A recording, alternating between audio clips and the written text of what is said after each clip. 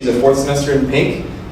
Very, very big on behavioral. She's part of the ABC Club. And so today she's going to be talking about behavioral differences and I think maybe similarities between wolves and dogs. So let's give her a warm welcome.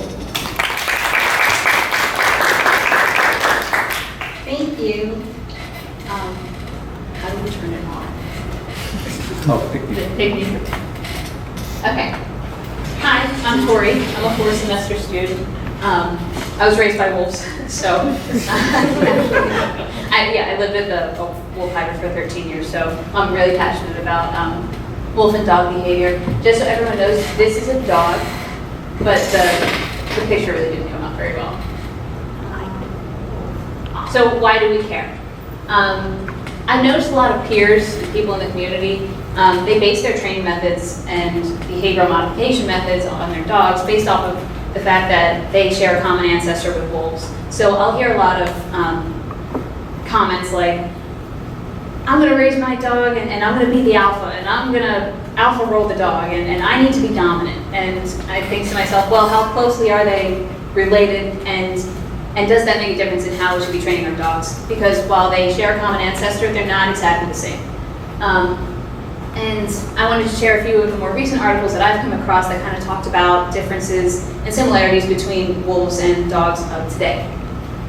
So for today, we're going to do a greatest hits version of wolves, dogs, and differences. Just really fast, just to get everyone interested. And then maybe I can do another speech another time going into everything a little more. So first we're going to talk about wolves. They're known as Canis lupus, that's the Latin term. They're the largest members of the dog family. Their head and body spans from 36 to 63 inches, and including the tail, it's 13 to 20 inches. They can get up to 175 pounds. And just to give everyone a bit of a reference, this is not 175 pounds of happy Great Dane. This is a predator. My wolf hybrid was about 98% wolf. She was about 130 pounds. Her shoulder came up to about here on me, and the span of her jaw was bigger than my head. So it's a little different than owning a dog. They were once prevalent throughout the entire northern hemisphere, and they were hunted to near extinction in the 1800s and 1900s for their coats, for the fact that they, in stories and rumors that they were dangerous, and they go after farmers' flocks of animals. Some of the populations have survived and some have been reintroduced. If you look up the Yellowstone packs, that's like one example of a successful reintroduction, and they research them a lot. They're primarily carnivores. They prefer larger prey, deer, elk, moose, but they can eat smaller prey. You'll see them going after fish and whatnot, but they're known to take down something as big as a moose. And if you think about them, they're about 1,500 pounds, so they're larger than a horse. So if you can imagine the power that it takes to take down an animal like that. They travel in packs and they'll roam over 12 miles in a day to search for a food source. They're highly social. This is something not everyone knows. They live in packs of about 6 to 10 on average, but they can get much bigger. There is an alpha pair. It's a male and a female. They tend to mate for life. But the entire pack plays a role in raising puppies. So if the parents are out hunting, they have babysitters, everyone kind of works together. It's very, very social. And now we have dogs. They share a common ancestor with wolves. Originally it was proposed that this ancestor, that the split started at around 11,000 to 16,000 years ago. But this bone here is a jawbone of an ancient Taimyr wolf. This was found to be over 35,000 years old. So it's very possible that the first domesticated dog was actually happened a lot earlier. And it was known that these animals would assist humans in taking down way early prey, like mammoths, supposedly.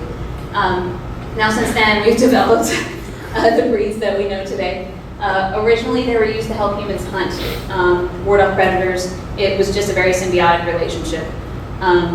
One theory is that humans actually went and domesticated puppies. They took them and then they raised them and for this specific purpose early on. But another theory is that it just kind of worked out that the wolves are ancestors of the wolves found that it was convenient to live amongst these tribes. They get food, they get protection. No one's really sure, but these are just two theories. And today they still serve many purposes, from police, therapy, seeing eye, companions. And now we're going to start to talk about behavioral differences.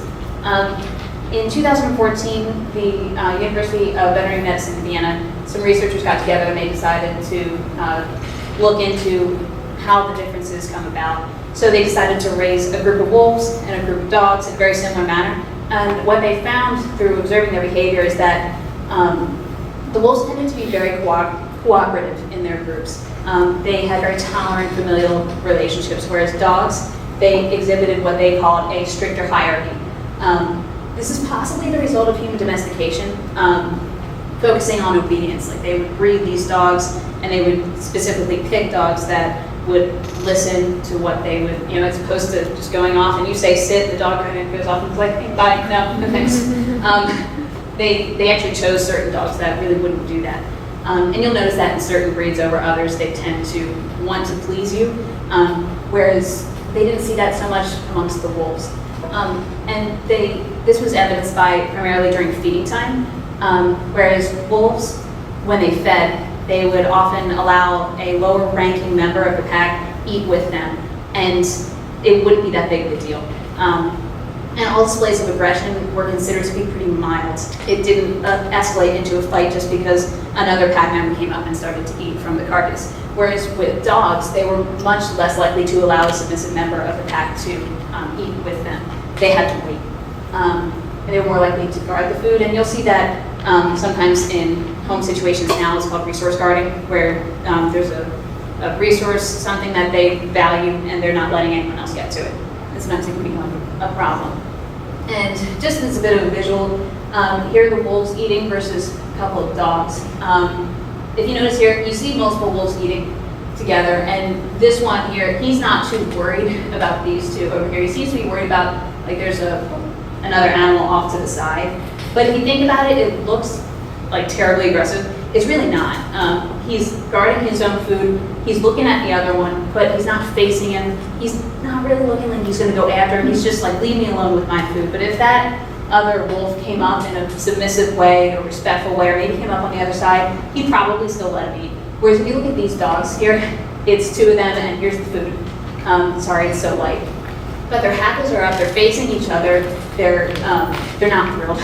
And it seems like it would be a more likely scenario, whereas if one would go for the food, it could escalate into a more serious altercation. Furthermore, it was determined that the wolves, not only were they cooperative with each other, but if there was a disagreement among any kind of decision that was made, there was a lot of communication going on. And all this communication did not erupt into something more serious. Whereas with dogs, a lot of times if there was disagreement over anything, over where they were going, what they were doing, it would escalate. And this was determined when they were assessing whether or not the animals were able to follow the gaze of their conspecifics to find food. And conspecifics just means pack members. Dr. Udell, an animal behaviorist at the Oregon State University, wanted to find out if dogs were also independent problem solvers. And this was interesting because the results suggested that dogs tend to obey as opposed to actively problem solve.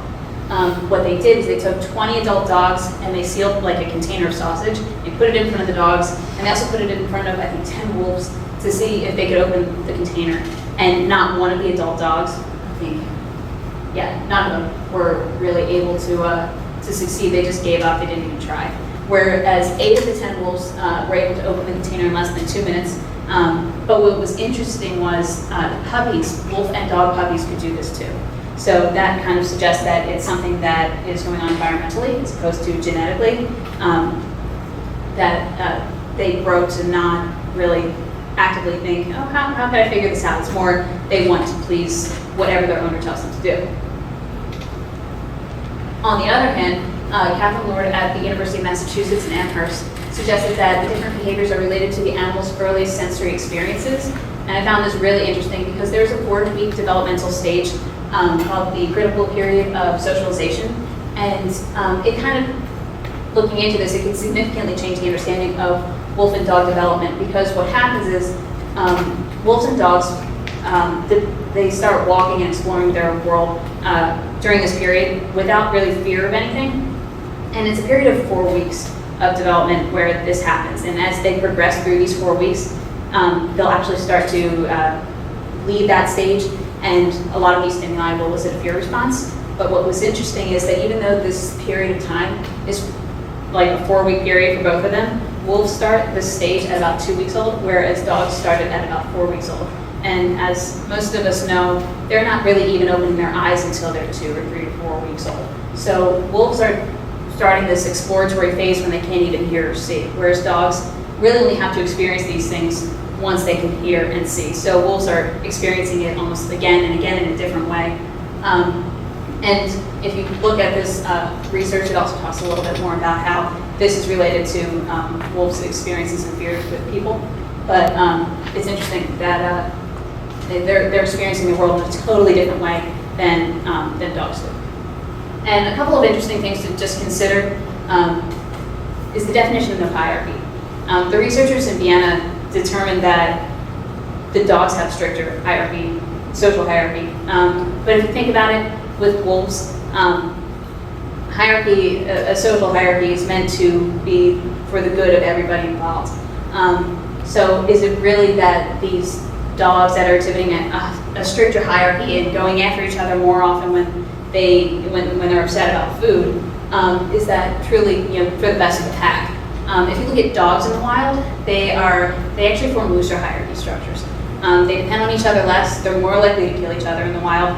So the definition of hierarchy is kind of up in the air. Also, the animals in these studies are not raised in typical home-like situations. So even though you might see this in a group of 10 dogs that have been raised in a lab, it's not going to be exactly the same as when you see it in a home with 1 or 2 dogs, or with a family of people and other animals. So you need to consider that when you read this research. And those are my resources, and that's about all I have for you today. I don't think we have any more time.